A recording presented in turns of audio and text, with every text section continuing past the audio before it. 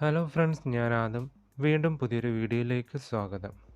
2009 സംവിധായകൻ ജോക്ലിൻ ഒവിൽറ്റർ ചെയ്ത സിനിമയാണിത്.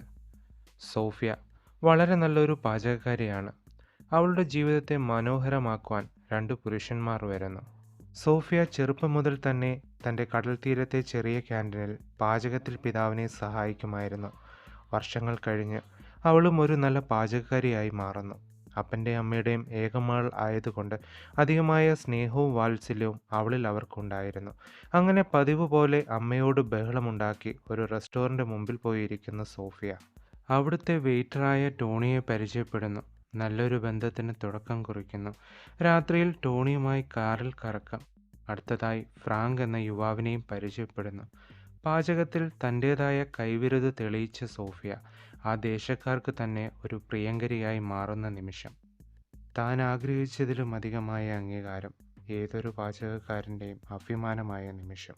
അങ്ങനെ ആ സന്തോഷത്തിന് വീട്ടിനുള്ളിലേക്ക് സോഫിയ വരുന്നു. ടോണിയെ കാണുന്നു. വെല്ലുവിളികൾ നിറഞ്ഞവനാണ് ടോണി. അതുകൊണ്ട് തന്നെ സോഫിയെ ഒരു നല്ല പാചകക്കാരിയാക്കി ലോകം മുഴുവനും അറിയുവാനായി അവൻ ക്ഷണിക്കുന്നു.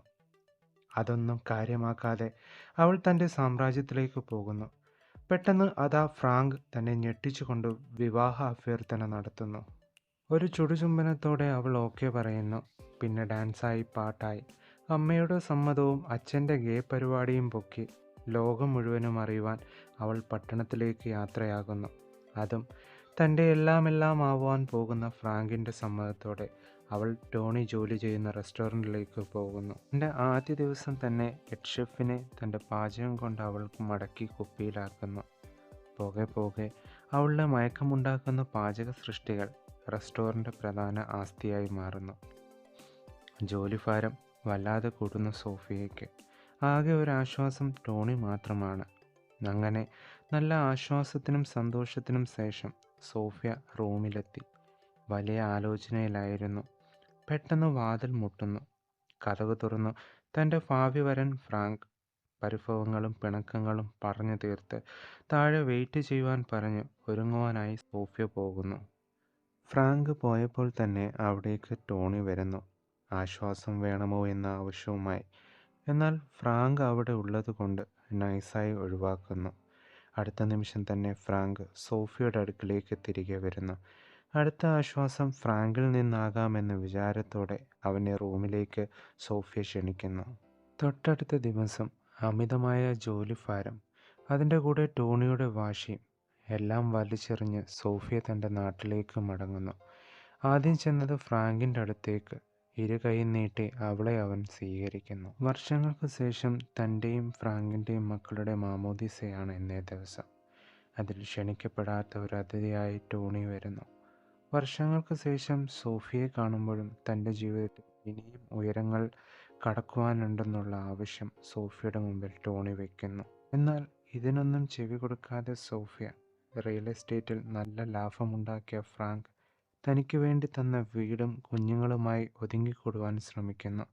എന്നാലോ ഒരു മനസമാധാനവുമില്ലാത്ത സോഫിയയ്ക്ക് ടോണിയെ കാണുവാൻ രാത്രിയിൽ പോകുന്നു. നീണ്ട സംസാരങ്ങളും ബഹളങ്ങൾക്കുമിടയിൽ ഒരു ബൈക്കുമായി ഫ്രാങ്ക് വരുന്നു. ചെറിയ സംശയത്തോടെ ഫ്രാങ്കിന് കാര്യങ്ങളെല്ലാം മനസ്സിലാക്കുന്നു. എൻ്റെ ഭാര്യയും അവളുടെ കാമുകനും.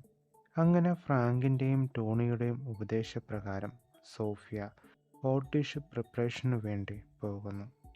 അങ്ങനെ സോഫിയ നല്ല രീതിയിൽ പരിശീലനം കഴിഞ്ഞ് വീട്ടിലേക്ക് തിരികെ വരുന്നു. കുടുംബം അവളെ നല്ല രീതിയിൽ തന്നെ സ്വീകരിക്കുന്നു. അതിൻ്റെ ഇടയിൽ ടോണിയും ഉണ്ടായിരുന്നു. ടോണി എളുപ്പത്തിൽ തോൽവി സമ്മതിക്കില്ല. താമസിക്കാതെ സോഫിയ രണ്ടുപേരുമായി ഒത്തുചേരുന്നു. അവരോടൊപ്പം ഉറങ്ങുന്നു.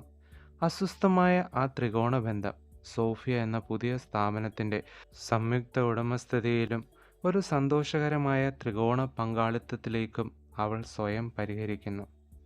അങ്ങനെ മൂവരുടെയും പരിശ്രമത്തിൽ റെസ്റ്റോറൻറ്റ് ചുരുക്കം ചില ദിവസങ്ങൾ കൊണ്ട് നല്ല രീതിയിൽ ആകുന്നു. ആളുകൾ അനേകം പേർ വരുന്നു. സോഫിയയുടെ കൈപുണ്യം ആളുകൾ വളരെയധികം ചർച്ച ചെയ്യപ്പെടുന്ന ദിവസങ്ങൾ. ഏതാനും ദിവസങ്ങൾ കൊണ്ട് റെസ്റ്റോറൻറ്റ് നല്ല രീതിയിൽ ഫേമസ് ആകുന്നു. അതോടൊപ്പം തന്നെ സോഫിയ തൻ്റെ കാമുകനെയും ഭർത്താവിനെയും ഒരു കിടക്കയിൽ സന്തോഷിപ്പിച്ച് സുഖിപ്പിച്ച് കൊണ്ടുപോകുവാൻ ഒരു മടിയും കാണിക്കുന്നില്ല. അങ്ങനെ ഒരു ദിവസം റെസ്റ്റോറൻറ്റിലേക്ക് തന്നെ പഠിപ്പിച്ച ഷെഫുകൾ വരുന്നു. മതിവരുവോളം സോഫിയയുടെ കൈപുണ്യം രുചിച്ചതിന് ശേഷം അവളെ അഭിനന്ദിക്കുന്നു. മാതാപിതാക്കൾക്ക് ഏറ്റവും അഭിമാനമായ നിമിഷം. പോകെ പോകെ സോഫിയയുടെ മാതാവ് അവരുടെ ത്രികോണ ബന്ധം അറിയുന്നു. എന്നാൽ അതൊന്നും ചെവിക്കൊള്ളുവാൻ അവൾ തയ്യാറായില്ല. കിട്ടുന്ന സമയം മുഴുവനും കാമുകനെയും ഭർത്താവിനെയും തൻ്റെ വലയത്തിൽ നിർത്തുവാൻ അവൾ ശ്രമിച്ചു. വർഷങ്ങൾക്ക് ശേഷം മോശമായ ഒരവസ്ഥയിലേക്ക് ടോണി പോകുന്നു. അതിൽ നിന്ന് അവനെ പിന്തിരിപ്പിക്കാൻ ഫ്രാങ്ക് ശ്രമിക്കുന്നു. എന്നാൽ എല്ലാറ്റിൽ നിന്നും സോഫിയ അവനെ കരയേറ്റിക്കൊണ്ടുവരുന്നു. വർഷങ്ങളോളം ആ ത്രികോണബന്ധവും ആ റെസ്റ്റോറൻറ്റും നല്ല രീതിയിൽ പോകുന്നു. ശുഭം.